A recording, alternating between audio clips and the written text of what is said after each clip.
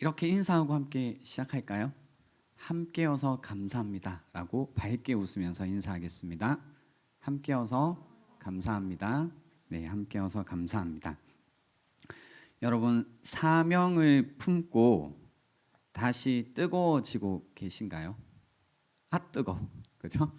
뜨거워지고 계신가요?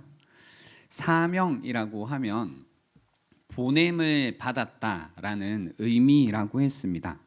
그래서 보냄을 받은 사람들, 사명의식이 생긴 사람들은 항상 먼저 하나님을 알았습니다. 하나님과의 만남이 있었습니다. 그러니까 사명의식이라는 것이 생기기 위해서는 보내시는 분을 알고 보내시는 분과의 만남이 먼저 필요하다라는 겁니다. 언제나 하나님을 만나면 사명의 사람들이 되었습니다.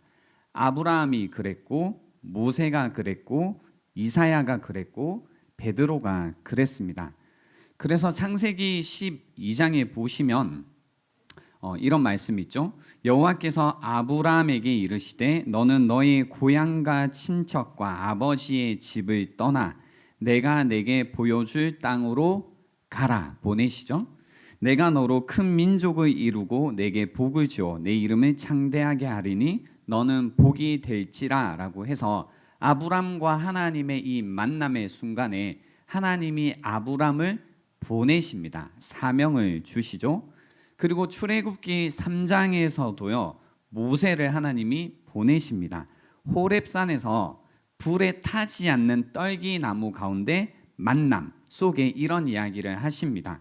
이제 가라. 이스라엘 자손의 부르짖음이 내게 달하고 애굽 사람이 그들을 괴롭히는 학대도 내가 보았으니 이제 내가 너를 바로에게 보내어 너에게 내 백성 이스라엘 자손을 애굽에서 인도하여 내게 하리라 라고 하셨습니다. 그래서 모세와의 만남, 모세와 하나님과의 만남 속에서 하나님이 모세를 어떻게 하시냐면 보내시죠. 보내시는 하나님, 사명의식이 생기는 겁니다.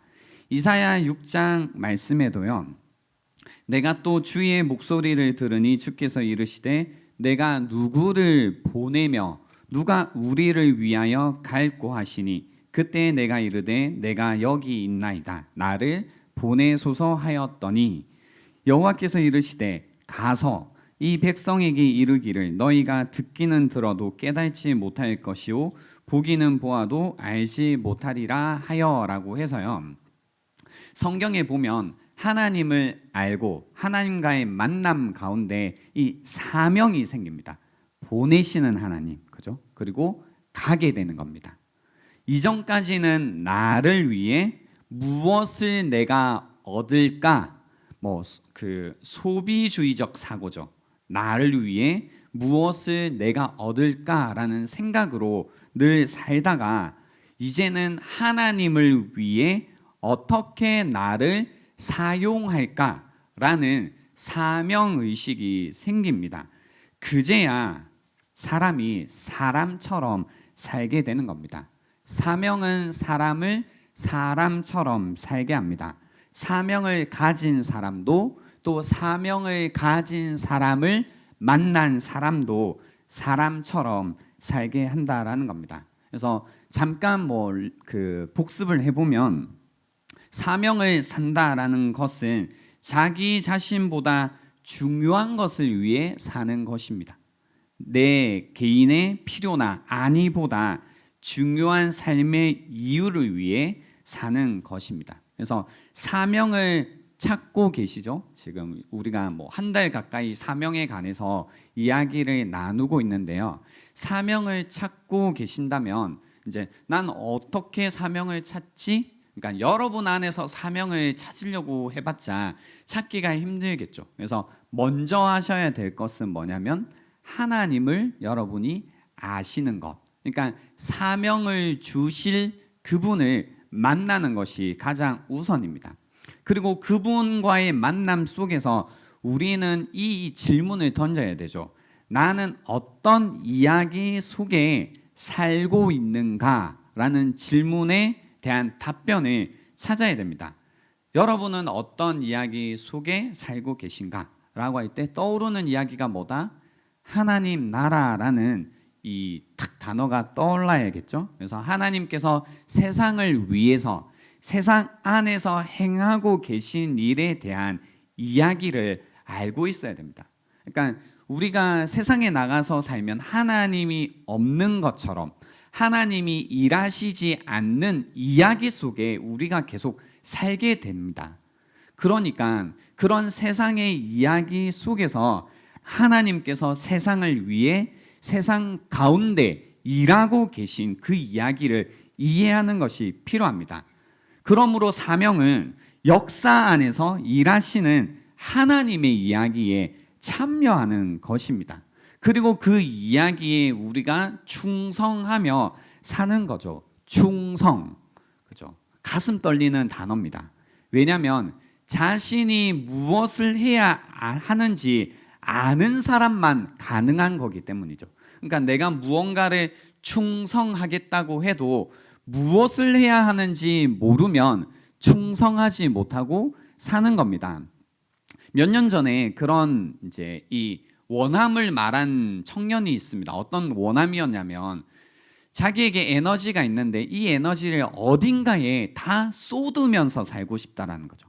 그러니까 뭔가 할 수 있는데 에너지가 있는데 나에게 어떤 생각, 마음, 어떤 삶이라는 것을 어딘가에 온전히 쏟으면서 집중해서 살고 싶다라는 것. 사실 충성하고 싶다라는 얘기잖아요. 무언가에, 누군가에게. 하지만 무엇을 해야 하는지 모르기 때문에 누구에게 충성해야 되는지 모르기 때문에 갈팡질팡하고 있다라는 이야기입니다. 그래서 충성이라는 것은 자신이 무엇을 해야 하는지 아는 사람만 가능하기 때문에 충성의 삶이라는 것도 사실 복된 삶이라는 것입니다.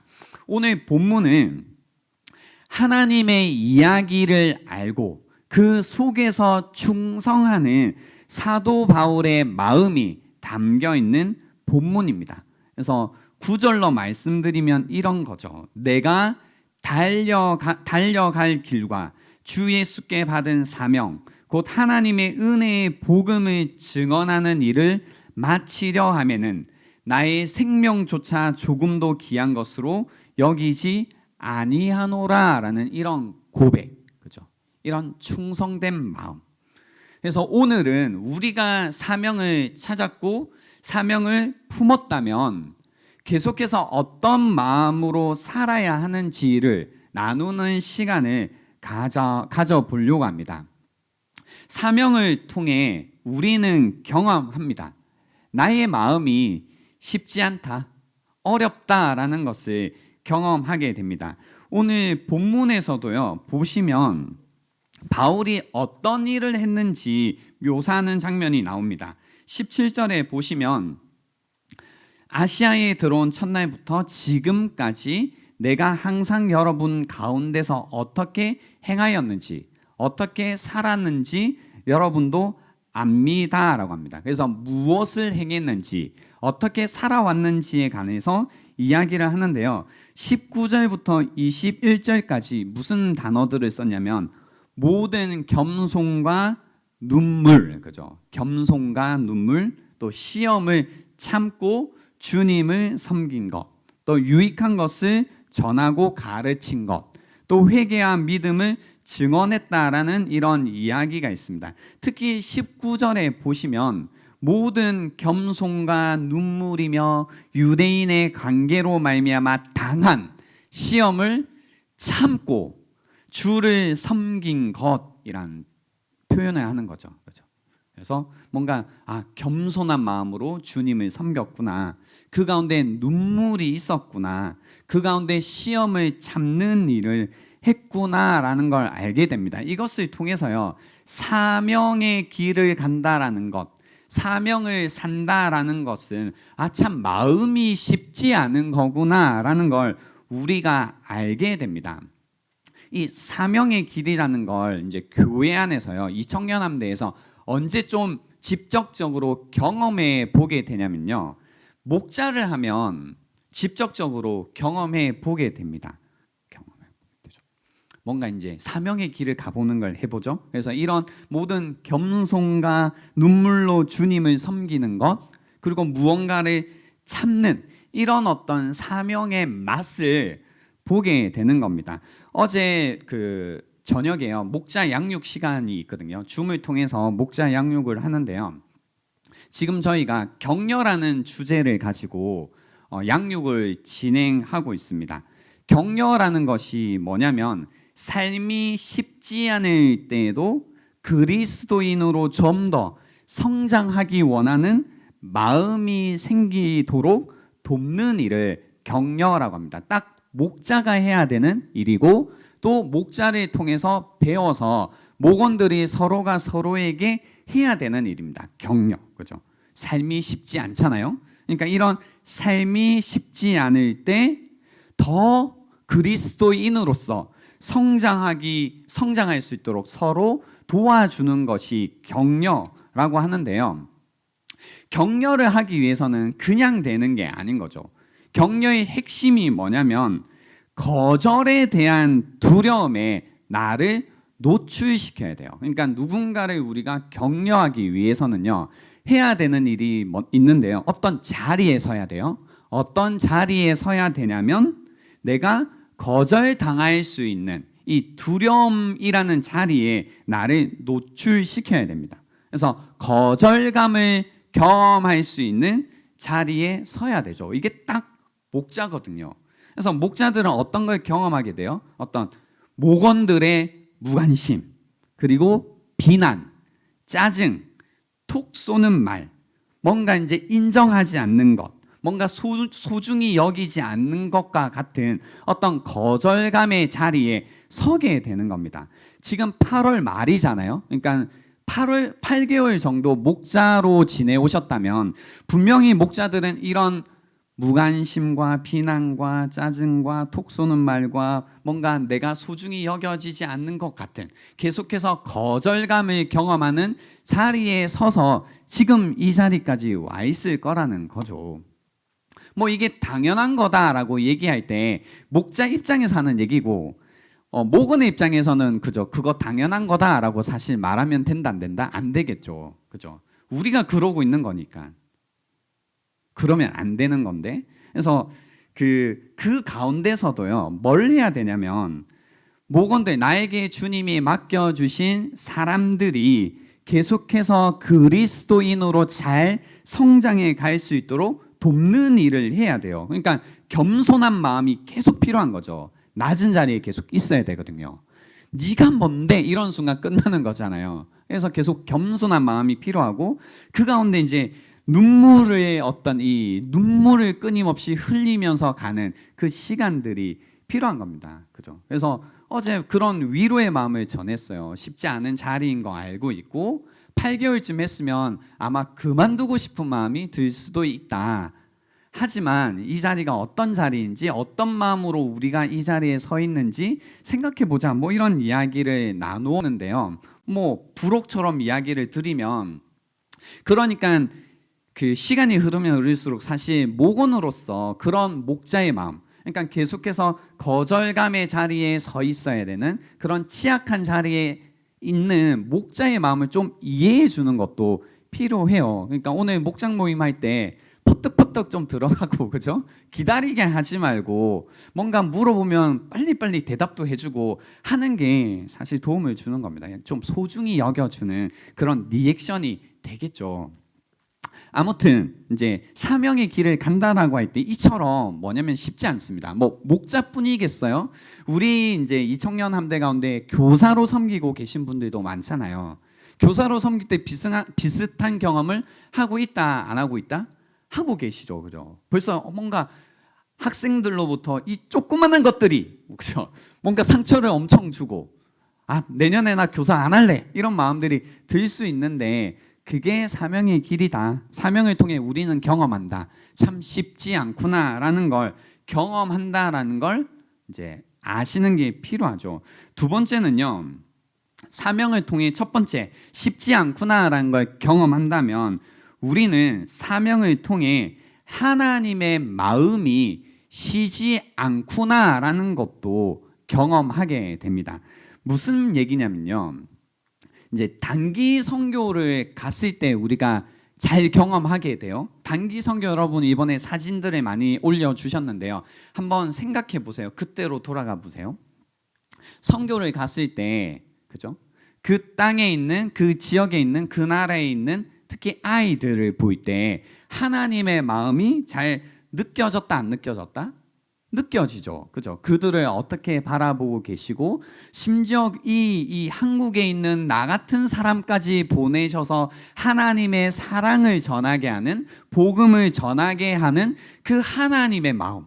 이전에는 아이들을 볼 때 무관심하고 어떤 냄새 나는 상황 속에서 견디지 못했던 나조차 바꾸셔서 그 아이들에게 사랑의 시선을 주고 사랑의 마음을 전하시는 하나님, 그 하나님을 우리가 알 수 있었다라는 겁니다. 그래서 뭘 알게 되냐면 하나님의 마음을 알게 되죠. 그러니까 사명의 자리에 있지 않으면 그런 거, 이런 사명이 쉽지 않습니다라고 들을 때 이런 거 이렇게까지 참으라고. 근데 사명의 자리에 서보면 뭐예요? 이렇게까지 참으셨구나라는 걸 아는 겁니다. 이렇게까지 눈물을 흘리라고 사명의 자리에 서보면 압니다. 이렇게까지 나를 위해 눈물을 흘리셨구나. 이렇게까지 섬긴다고. 근데 서보면 압니다. 이렇게까지 나를 섬겨주었구나. 그렇기 때문에 내가 이 자리에 있구나라는 걸 알게 됩니다. 하나님의 마음이 한 번도 쉬지 않았구나라는 걸 우리는 사명의 자리에서 경험하게 됩니다. 마음이 어려울수록, 마음이 쉽지 않을수록 나를 향하신 하나님의 마음이 쉬지 않았다라는 것을 우리는 사실 경험하게 된다라는 겁니다. 그렇기 때문에 우리는 이 사명의 길을 끝까지 갈 수 있습니다. 오늘 본문에서도요, 22절에 보시면 사도 바울이 이런 이야기를 합니다. 보라, 이제 나는 성령에 매여 예루살렘으로 가는데 거기서 무슨 일을 당할는지 알지 못하노라. 오직 성령이 각성해서 내게 증언하여 결박과 환난이 나를 기다린다라고 들은 거예요. 뭐냐면 지금 이게 바울의 3차 전도 여행이거든요. 그러니까 1차 여행하고 2차하고 지금 3차라는 거예요. 제가 3차를 강조하는 이유는 여러분도 이제 어떤 일을 시작할 때 처음에는 할만하잖아요. 근데 하고 또 해서 시간이 흐르면 흐를수록 어떤 이 사명감이라는 것이 흩어져요. 옅어지죠. 그리고 어떤 괴로움이 겹치면 겹칠수록 덜 하고 싶다고요. 안 하고 싶다고요. 근데 벌써 3차 전도 여행을 이제 했던 바울의 입장에서, 그리고 앞으로의 어떤 걸음을 생각할 때 보세요. 나는 이제 성령에 매여 예루살렘으로 간다. 3차 전도의 여행을 마치고 이제 예루살렘으로 가는데 거기서 무슨 일을 당할지 난 모른다. 그러니까 앞날을 모른다는 거예요. 이제 3차 여행 전도를 하면서 뭔가 좀 사역들을 하면서 알게 된 게 있어요. 여기 교회에서도 지금 벌써 에베소에서 한 3년 정도 사역을 했는데요. 뭔가 좀 익숙해지잖아요. 근데 또 보내시는 거예요. 어떻게 될지 모르는 상황. 근데 아는 게 있다라는 거예요. 뭘 알아요? 어떻게 되는지 한 개도 모르겠는데 이건 알려주셨어. 뭘 알려주셨어요? 결박과 환난이 나를 기다린다. 사도 바울이 앞으로 어떻게 될지 다른 건 모르겠는데 결박과 환난이 기다린다는 건 아는 거예요. 1차, 2차, 3차 가운데 그 수많은 결박과 환난, 고통, 고난을 경험했는데 이제 좀 뭔가 적응이 된 듯 했더니 하나님이 보내시는 거죠. 그리고 아무것도 정해진 건 없지만 이것만은 좀 알려줄게 라고 알려주신 게 뭐다? 결박과 환난이 너를 기다린다. 그리고 그걸 들은 다음에 사도 바울의 고백이 뭐냐면 결박과 환난이 나를 기다린다 하시나, 그런다고 하시나, 그러나 뭐예요? 내가 달려갈 길과 주 예수께 받은 사명, 곧 하나님의 은혜의 복음을 증언하는 일을 마치려 하면은 나의 생명조차 조금도 귀한 것으로 여기지 않는다라고 하는 고백인 겁니다. 그러니까 이 고백을 어느 시점에 하느냐는 중요하잖아요. 그죠? 이 시점에 이 고백을 지금 하고 있어요. 사도 바울이 원하는 건 뭐냐면요. 힘들었지, 고통스러웠지, 무거웠지, 쉽지 않았지. 그리고 내가 앞으로도 이런 결박과 환난이 나를 기다리고 있지. 그러나 뭐예요? 내가 달려갈 길, 주 예수께 받은 사명, 곧 하나님의 은혜의 복음을 증언하는 일, 나의 사명의 길을 마치는 것에는 나의 생명조차 조금도 귀한 것으로 여기지 않는다는 거예요. 그러니까 사명의 길을 끝내는 것이 사도 바울에게는 중요하다는 거예요. 그러니까 앞에 뭐가 있는지 중요한 게 아니라 사명을 마치는 게 중요하다는 거예요. 그래서 굳이 가겠다는 겁니다. 사도행전 읽어보면 사람들이 말리거든요. 사도 바울이 힘들다라는데, 괴롭다라는데, 이런저런 내가 기도해보니 이제 너 앞길이 만만치 않다라는데, 지금까지 힘들었는데 앞으로 더 힘들다라는데 괜찮겠니? 안 가면 안 되니? 왜 그러니? 말리고 막 해요. 근데 사도 바울이 굳이 간다라는 겁니다. 쉽지 않겠지만 굳이 그 일을 간다라는 거예요. 왜냐하면 사명의 일을 마치고 싶다라는 거예요. 그죠? 그래서 사도 바울은 늘 겸손한 마음으로 눈물로 주님께 봉사했지만, 힘들고 어려운 일을 경험했지만 한 번도 그만두겠다고 포기한 적은 없었다라는 겁니다. 그 이유가 뭐냐면 사명을 마치는 것이 얼마나 중요한 일인지 알았기 때문입니다. 그래서 사명이라는 것은요, 뭐 하다 마는 것이 아니라 끝까지 가는 길입니다. 끝까지 가는 길입니다.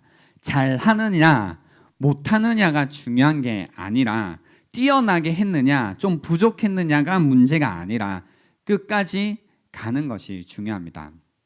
우리가 이 각자 받은 사명이라는 게 있잖아요. 그러니까 여러분 사명 선언문들을 이번 주에 적으셨는데요. 계속 올려주셨잖아요. 그러니까 하다 보면 이 싸움을 해요. 그러니까 엉뚱한 싸움을 한다고요. 그게 뭐냐면 잘하고 있나 못하고 있나 이 싸움을 해요. 그리고 내가 뛰어나게 하고 있나 아니면 부족한가 이 싸움을 한다고요. 그죠? 교사들, 목자들 생각해 보세요. 내가 교사로서, 목자로서, 그리고 각자 여러분이 가지고 있는 사명 가운데 내가 이거 잘하고 있나 못하고 있나라는 것을 기준으로 계속 해야 되나 말아야 되나를 판단하시나요? 안 하시나요? 한다니까요. 내가 이거 부족한 거 아니야? 내가 뭐라고? 내가 이거 잘하지도 못하는데? 라는 걸 가지고 판단한다고요. 근데 사명의 길이란 잘하느냐 못하느냐를 따지는 길이 아니라 끝까지 하는 겁니다. 끝까지. 그래서 오늘 걸어가야 될 길을, 나에게 주어진 길을 포기하지 않고 가는 것이 사명의 길이다라는 겁니다. 의외로요, 예수님을 믿으면 모든 일이 잘 된다, 아무 어려움도 없다 라고 생각하시는 분들이 여전히 많습니다. 제가 이제 몇 년째 이야기를 하거든요. 예수님을 믿으면 어려움이 없지 않습니다.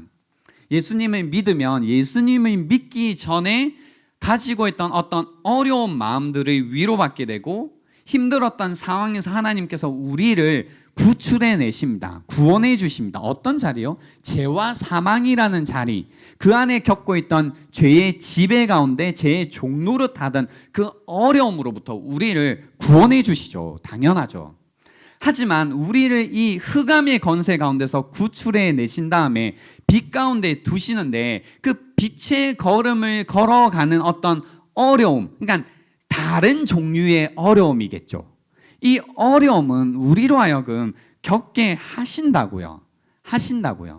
그러니까 그리스도인이 되어서 다른 종류의 고난과 어려움이란 것은 반드시 겪어야 됩니다. 그래서 뭐 좀 극단적으로 얘기하면 고통의 연속입니다. 울면서 가는 길이 있다라는 겁니다. 그죠? 눈물과, 사도 바울의 이 눈물과, 그죠? 사도 바울은 왠지 이미지가 눈물 한 방울 안 흘릴 것 같잖아요. 그죠? 근데 눈물과라고 표현하는 겁니다. 그러니까 아, 이거 울면서 가는 길이구나라는 거죠. 근데 보세요.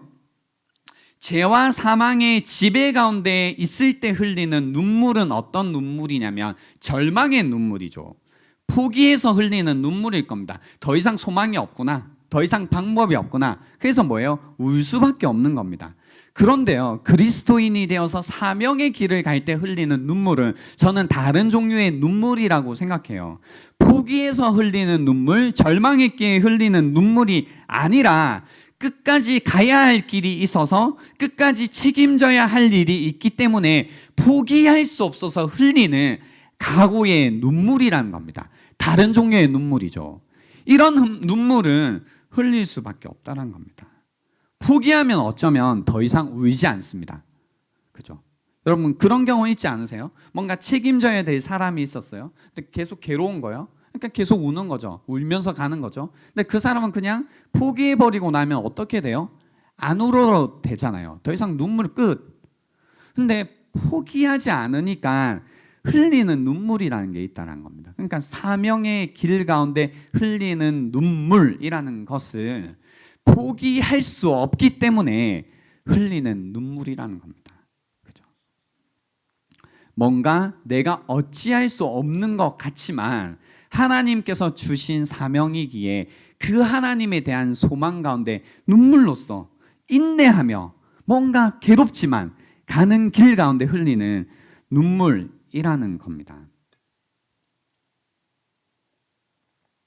여러분 이런 눈물을 흘리고 계신가요? 그러니까 이런 눈물을 흘리지만 사명의 길을 가는 이유가 있습니다. 왜냐하면 사명의 목적도 저는 여기 있다고 생각하는데요.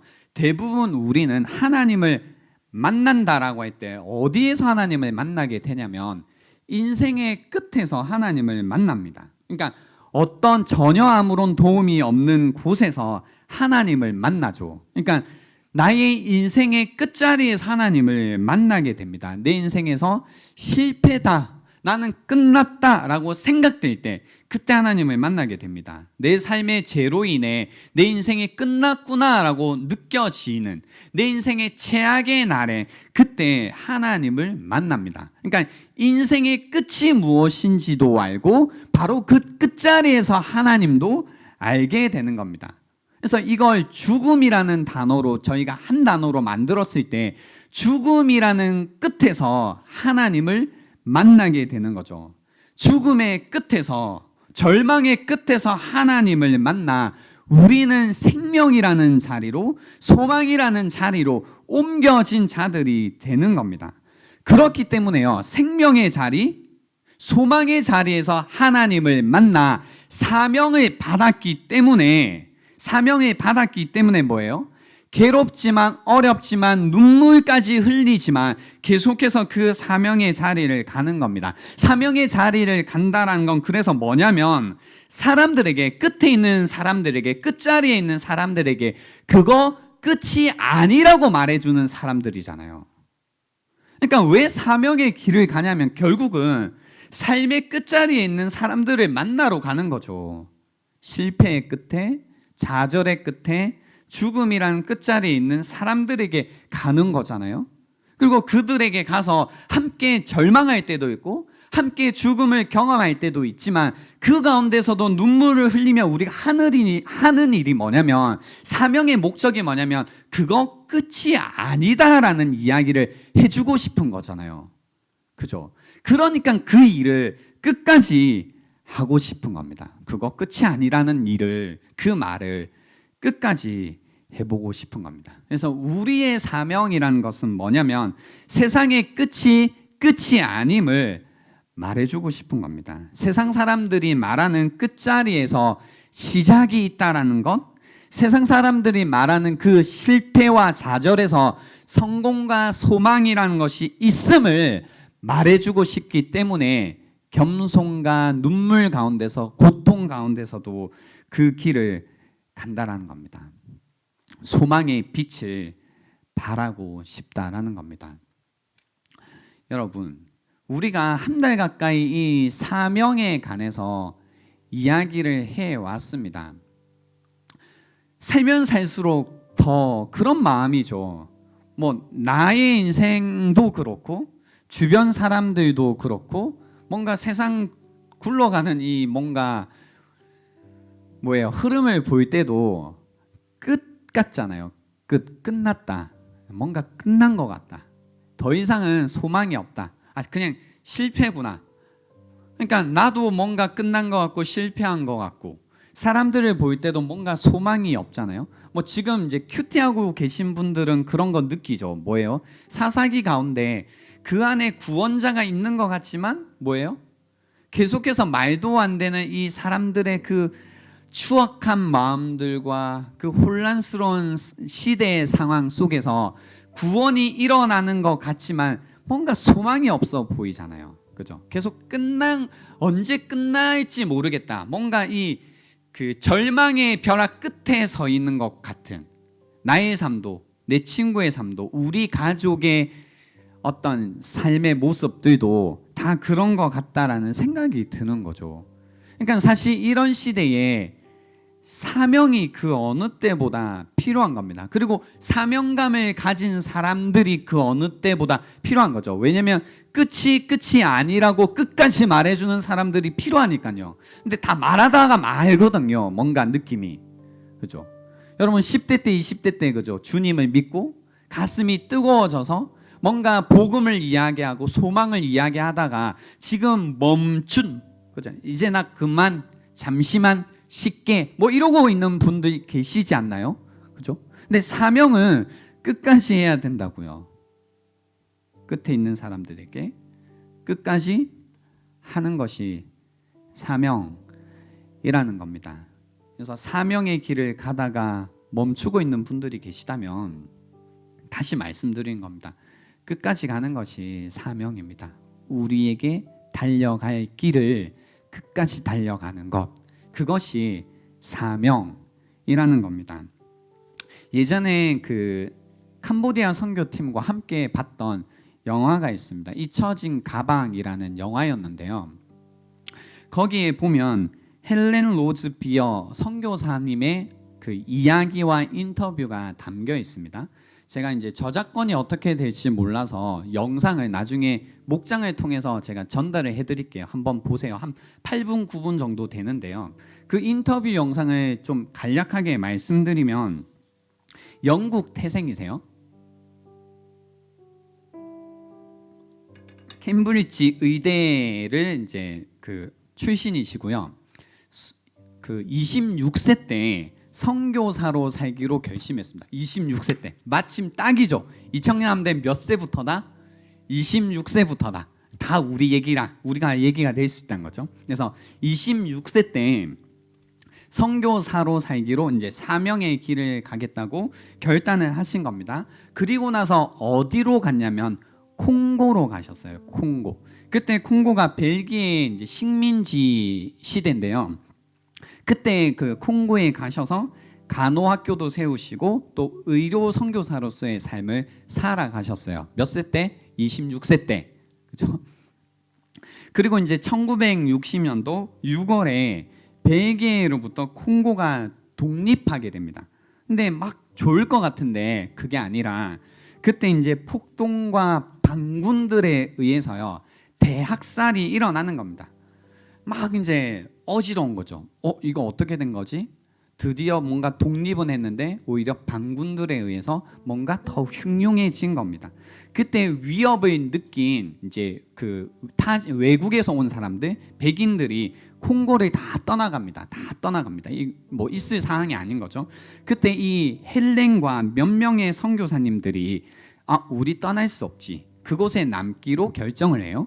근데 이 결정은 고통스러운 결과를 가지고 오게 됩니다. 그죠? 어쩌면 해서는 안 되는 선택이었어요. 그래서 지내고 있는데 반군들에 의해서요. 이 선교사님들이 잡히게 됩니다. 포로로 잡히고 이제 뭐 말로 표현할 수 없는 모진 고통과 고난을 다 겪습니다. 그리고 이 헬렌 선교사님도 폭행을 당해요. 이제 자매로서는 이제 굉장히 당하지 않아야 되는 그런 폭행을 당하게 됩니다. 그래서 그 시기에 남았던 모든 선교사님들이요 엄청난 고난을 당합니다. 고난을 당한 것만 뿐만이 아니라 대부분 순교를 하시게 돼요. 그래서 남자 선교사님들 제가 성함은 적어오지 못했는데요. 처참하게 살해당하시고 강에 그냥 이제 버려지시게 됩니다. 그렇게 우여곡절을 겪으시면서 이 헬렌 선교사님이 39세 때 이제 살아남으셔서요. 영국에 다시 돌아오십니다. 다시 돌아오시는데 이제 그 가운데 어떤 고민들이 있으셨겠죠. 고민 가운데 다시 그에게 잊을 수 없는 트라우마를 안고 있겠죠. 그 트라우마, 고통, 고난을 준 콩고로 다시 돌아가기로 결심을 하십니다. 그때 하신 이야기가 뭐냐면 사명이 있다는 겁니다. 사명. 그러니까 끝까지 해야 할 일이 있다는 겁니다. 아픔이 있지만, 고통이 있지만, 눈물이 있었지만 사명이 있었다라는 겁니다. 그래서 그분 다시 돌아가셨어요. 39세. 여전히 우리 2000년 된 나이잖아요. 다시 돌아가셔서 학교를 세우고 학생들을 가르치고 가난하고 힘없는 사람들을 위해서 계속 그곳에서 평생 살아가셨습니다. 그래서 지금 이제 거의 80세쯤 되셔서 인터뷰한 내용이었는데요. 이제 어떤 질문을 했냐면요. 지칠 때가 없으셨냐요? 라는 질문이었나 봐요. 지칠 때가 없었냐? 힘들지 않았냐? 라고 하니까 그분이 하신 얘기입니다. 하는 일이 힘들어 탈진될 수 있습니다. 하는 일이 힘들어 탈진될 수 있습니다. 하지만 예수님을 향한 사랑은, 예수님을 향한 마음은 결코 소진될 수 없습니다. 그리고 고린도후서 4장 7절 말씀을 낭독하시면서 우리가 이 보배를 질그릇에 가졌으니, 그래서 보배는 예수님을 뜻하고 질그릇은 우리의 몸이라고 하시면서 보배이신 예수님이 우리 안에 계십니다. 제가 크리스찬이 되니 30분 정도 되었을 때, 크리스찬이 되고 30분 정도 되었을 때 예수님을 위해 고난받는 것이 특권이라는 말을 들었습니다. 그리고 특권이라는 글자는 인생에서 가장 중요한 단어가 되었습니다. 주님께서 우리를 이끄셨다는 것은 정말 특권이지요. 예수님께서 기꺼이 함께 우리 안에 살고 계시다는 것이 특권이지 않나요? 예수님을 위해 섬길 수 있도록 허락받았다는 것과 우리가 주님을 위해서 고난 받는다는 것은 특권입니다. 그러면서 그분이 하신 이야기가 이거였어요. 잃어버린 사명을 회복하는 방법은 주님께로 돌아가는 방법밖에 없어요. 말씀과 기도입니다. 말씀과 기도로 주님께 나아가다 보면 어느덧 당신의 사명은 회복되어 있을 겁니다 라고 인터뷰에서 우리에게 말씀해 주셨습니다. 혹시 여러분 가운데 사명의 길을 가시다가 지쳐있는 분들이 계신가요? 그러면 정말로 목숨을 다해 끝까지 사명의 길을 가셨던 이 헬렌 선교사님의 이야기를 담아 보십시오. 하는 일이 힘들어 탈진할 수 있죠. 하지만 예수님을 향한 마음, 그 사랑은 결코 소진될 수 없다라는 이 이야기. 그리고 잃어버린 사명, 여러분 가운데 사명의 마음이 잃어버리신 분들이 있다면 그죠? 한 가지밖에 방법이 없다잖아요. 주님께로 돌아가는 것, 말씀과 기도, 예배의 회복밖에 없다라는 이 이야기를 들으시기 바랍니다. 그러니까 엄청난 기적 같은 일을 보고 환상을 보는 것이 사명을 회복하는 길이 아니라 그냥 주님께로 돌아가는 것, 말씀과 기도, 예배의 회복이 우리로 하여금 다시 소망 없는 이 시대 가운데 사명으로 살아갈 수 있는 유일한 방법이라는 겁니다. 그 가운데 다시 우리 마음 가운데 사명이 회복되어 다시 우리의 마음이 뜨거워지고 다시 무엇을 위해 살아가야 되는지 아는 사람들이 되어 주님께 충성하며 사는 사람들이 되자는 겁니다. 여러분도 그리고 저도 그리고 우리가 그렇게 하자라는 겁니다. 개인의 사명이 있을 겁니다. 그리고 우리의 사명이 있을 겁니다. 교회로서 우리에게 주신 사명이 있을 겁니다. 이 청년 함대에게 26세부터 지금 이 청년 세대에게 주신 하나님의 사명이 있을 겁니다. 사명은 언제나 상황이 결정합니다. 우리에게 주신 상황, 이 시대, 이 사람들, 이때라는 것이 우리로 하여금 우리의 사명을 결정합니다. 그래서 그것을 같이 고민해 보고 싶습니다. 그냥 힘없이 이렇게 살다가 누가 매주 일주일에 한 번씩 와서 위로받고 끝나는 이런 신앙의 삶이 아니라 우리가 같이 이 시대의 사명을 고민하고 그리고 끝까지 함께 가는 이 일을 함께 해보고 싶다라는 겁니다. 그 마음으로 기도하고 한번 저는 고민해 보려고 합니다. 우리가 교회로서 하나님이 주신 사명이 있을 텐데 그 사명을 같이 발견해 갔으면 좋겠고, 그리고 이 시대 가운데 이 시대의 청년들에게 하나님께서 하고자 하시는 일을 우리가 함께 하자라는 겁니다. 그 일에 동참해 주시기 바랍니다. 이 시간 드리겠습니다.